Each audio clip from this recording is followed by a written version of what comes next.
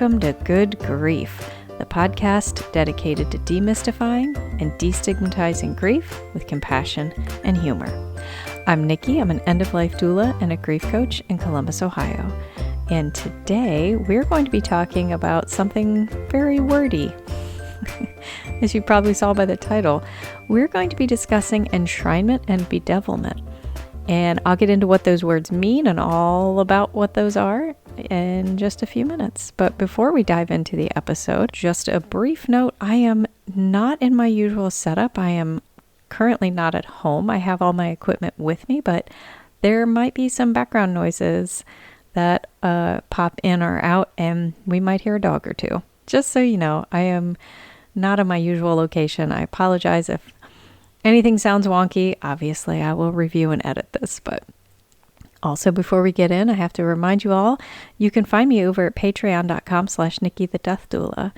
For as little as $1 a month, you can get grief affirmations and some other fun bonuses. At higher tiers, you can get access to my podcast a week early. You get access to the videos of my interviews with my guests, and whatever else I feel like putting out there. So all the money I receive from my Patreon goes to a special fund so that I can provide pro bono work to those who cannot afford my services. All right, now, so what are these big fancy words? Enshrinement and bedevilment. It sounds very fancy. I think you've probably all heard that adage, don't speak ill of the dead. We tend to change our viewpoints on people after they are gone. This isn't necessarily a bad thing, but it can cause some issues. Yeah, so let's talk about it. Let's just go one at a time here. So these are big fancy words. Don't let them scare you, but they're kind of two sides of a same coin. Think of it as, we'll call our deceased person Joe Schmo, Saint Joe Schmo, or oh Joe Schmo, that troublemaker. That's a real light way of putting it. So, but let's start with enshrinement. You know, and this is what I was talking about with don't speak ill of the dead. And we sometimes have a tendency to put people on a pedestal. Again, enshrining them. Like the word shrine is right there in it.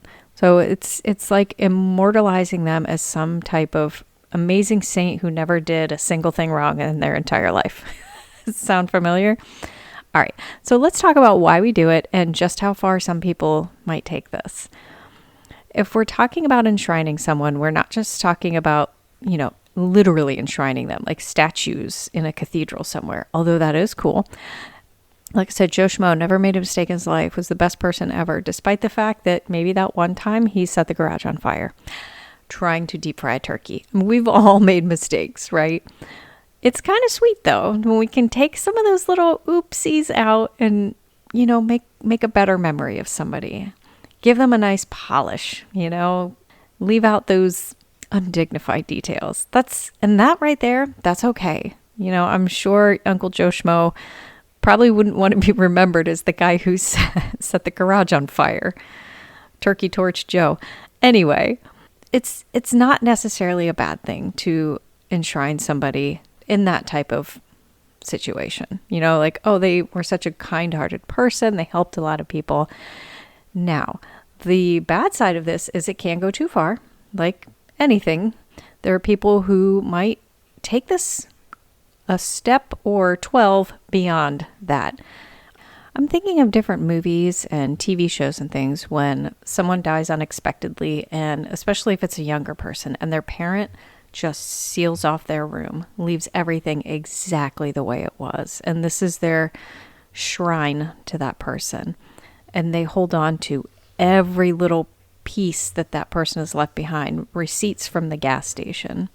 So those are kind of the two extremes. And there are obviously middle grounds with this, right? So we can find a nice middle ground where maybe we don't cordon off their room and save every tiny little detail, but we can say nice, happy things about them. So we can find a nice, happy medium. And let's all just recognize that all of us are human beings, okay? None of us are perfect. None of us are exactly saints. Well, okay, there are some literal saints out there, but not all of us are perfect. We've all had upsides and downsides. We've all done amazing things and made mistakes. So All of us are humans, and our deceased were humans as well. What about bedevilment? So let's take a look at the other side of that coin. Some folks we lose might get enshrined. Others might get the whole lovable scoundrel treatment. That's a lighter way to put it. But there are people we remember for their quirks, their mishaps, and maybe some of their crazy shenanigans they got in. Again, Uncle Joe Schmo setting the garage on fire, trying to deep fry a turkey. Or, that one uncle or I always just assume uncle, maybe that one aunt who is always playing pranks at family gatherings, or is just always the jokester. And we have tales of them hiding car keys and switching salt and sugar, or just, harmless little things like that. And that's okay too, because again, like I said, we're all human beings, right? So we can have those funny memories, or those goofball memories of funny things they've done. But there's a way to take it too far, just like the other one. So we might lose somebody and only remember the bad things about them. And this, if we even remove death out of this, and let's say that we've suffered a loss and we are grieving loss from divorce, it is very easy to look at that person that we have divorced and put them in the worst light possible. They were just a horrendous, awful person. Maybe they did one thing bad that led to the divorce, and that's the one thing that's focused on. And again, I'm not going to, excuse anybody for mistakes or whatever, but if we're just holding on to that one negative thing and harping on it over and over and over again, we lose sight of the rest of that person, right? And sometimes that's okay, but sometimes it can go too far. And the same if you've lost somebody. It's easy to look at the negative things they've done, or say some awful things about what a horrible human being they were, because maybe they were not the nicest person. And I'm not saying it's not okay to feel those things. Obviously, I'm always saying it's perfectly valid. Whatever you're feeling is okay. So it's okay to have those negative feelings about somebody, to think bad of them, but to completely focus on that is not healthy. I'm not saying let it go, but we need to find a way to process those negative emotions, those achy feelings about the bad things somebody may have done to us or to the world or to themselves or whatever, and work past them. Because just sitting that in your brain rent-free for the rest of your life is no fun. It's not going to do any good. It's not healthy for you. So that's when we take bedevilment just a little bit too far. So if we're looking at both enshrinement and bedevilment, there's obviously, like I said, there's upsides and downsides to both, right? But there's obviously ways to make them go too far, in good ways and in bad ways. So finding that delicate balance is sometimes can be a little tricky. Overall, just take a moment to think about the person that you've lost and remember everything about them. Hyper focusing on one detail of their life or their experiences or whatever is not exactly healthy for anybody involved. So try to remember them as they were, as a whole person. Maybe they set the garage on fire one time at Thanksgiving, but maybe they also saved a dog from drowning one year. Everybody is good and bad. And maybe somebody never really did anything super remarkable with the rest of their life, but they were just a great person. There's so much we can remember about our people that we can just put in a nice neutral light. Again, enshrinement and bedevilment in and of themselves are not necessarily bad things. And if you need to take some time with somebody you lost and really rail at them and tell the world what a horrible human being they were, if that's what it takes you to process that. And then you have to move around it. You have to move with it. And same with enshrinement. If you want to tout to the world that this person never made a single mistake in their life and they should legitimately be canonized as a complete saint, then go ahead and work through that. Okay? But just remember, we're all human beings. So whether we're enshrining people perfectly or remembering them as scoundrels and rascals or worse, one thing maybe we can all agree on is that our loved ones, the people we've lost, they stick around us in one way or another. Sometimes funny ways, sometimes icky ways, sometimes strange ways. Whether it's the quirks they had that some people follow up on. Maybe some people take over some of their traditions, or maybe even, they move some furniture around when you're trying to sleep. Our people stick around us in our hearts, and that's okay. So all of these things just make remembering them that much more meaningful to us. Hopefully in good ways and not necessarily bad ways.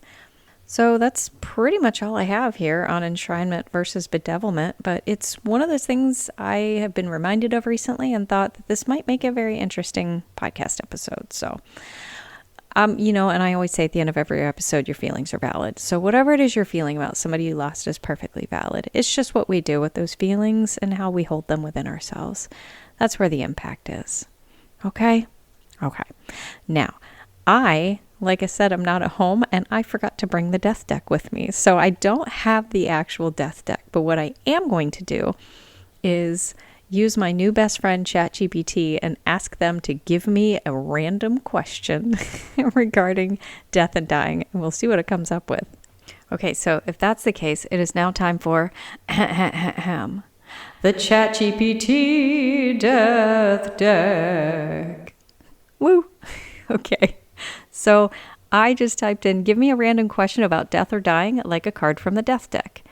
And what I received was, if you could choose the music that would play in your final moments, what song or songs would you want to hear and why? And it followed up with, this can spark meaningful conversations about personal connections to music, memories, and the comfort of sound in life's final moments. ChatGPT, you get me. Actually, it really does. It's spooky. But anyway, so as far as music, I go back and forth on this because the idea of lying somewhere dying and, everybody's all somber and quiet and burning incense and playing Enya kind of bothers me. That's not my style, but I also really dig Enya's music. I'm a kid of the 80s and 90s. What can I say? Her stuff's fantastic. But I also am a huge fan of 90s techno, like terrible 90s techno. But do I necessarily need to hear that while I'm dying? No. But to get to the spirit of the question at hand here, I don't know if I would really necessarily want music per se. I do love piano music. Sometimes when I just need to think, I find those deep focus, like 5-hour-long videos on YouTube of deep focus music that's all piano based. And I do love that. But more than anything, you all know me by now. If you've been listening to this podcast for a while, you know my love for nature and the outdoors. And I would rather listen to the sounds of like a forest. Crickets and katydids are probably my most favorite sound in the whole world because it reminds me of camping when I was growing up, because we would always hear the katydids and the locusts and the crows and the leaves rustling on a fall day. So as much as I love music, I would much rather just have sounds of nature, legitimate sounds of nature. I'd love to have the window open and hear the wind and the birds and all that good stuff. So that's my answer. I'd love to know what your answer would be to that. What type of music would you want, or is there a specific song? I do have kind of a joke that at my funeral, I would love for them to play "In Hell I'll Be in Good Company" by the Deep South. I think it's the Deep South is that band. Anyway, so yeah, I would love to hear. You can reach out to me on my website, nikkithedeathdoula.com, or you can comment on any of my posts about this particular podcast episode on my social medias. I'm on Facebook, Instagram, and TikTok, all at Nikki the Death Doula. Yeah, I'd love to hear from you. I'd love to hear from you in general. What do you think of the show? Is it cool? Yeah, I hope so. If you like the show, leave me a 5-star review. And better yet, tell a friend. That would be great. Get more people listening here. I love this podcast. I love what I do, and I'm passionate about all these subjects. So the more people I can share it with, the better. All right, guys. Thank you so much for tuning in this week. I'm sorry it's a bit shorter of an episode, but things are a little weird right now in my life, and I want to make sure I get content out for you guys, though. So, all right, that's all. Thank you so much for tuning in. And remember, as always, your grief is yours. Your feelings are valid. And grief doesn't always have to suck. Good Grief with Nikki the Death Doula is produced by Nikki Smith of Nikki the Death Doula LLC in Columbus, Ohio. Nikki the Death Doula LLC is for consulting, education, emotional support, and guidance, and is no way considered a funeral establishment or licensed mental health establishment. Scripts, editing, sound design, literally everything with this podcast is done solely by Nikki Smith of Nikki the Death Doula LLC, with the exception of the music. The music is Cheery Monday by Kevin MacLeod.